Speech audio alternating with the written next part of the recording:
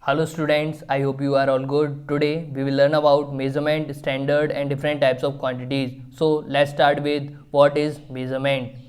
It is a process of measuring the physical quantity with respect to some standard reference. This process is called measurement.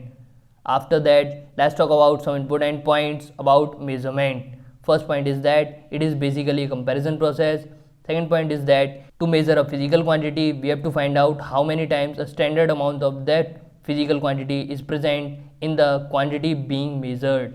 The number obtained is known as magnitude and the standard chosen is called the unit of physical quantity. After that, let's discuss about what is standard. The actual physical embodiment of the unit of physical quantity is known as a standard of that physical quantity. After that, let's discuss how to express any measurement. To express any measurement made, we need the numerical value and the unit. Formula for expressing any measurement is measure of physical quantity is equals to numerical value multiplied by unit. For example, length of rod is equals to 8 m, where 8 is the numerical value and m meter is the unit of length.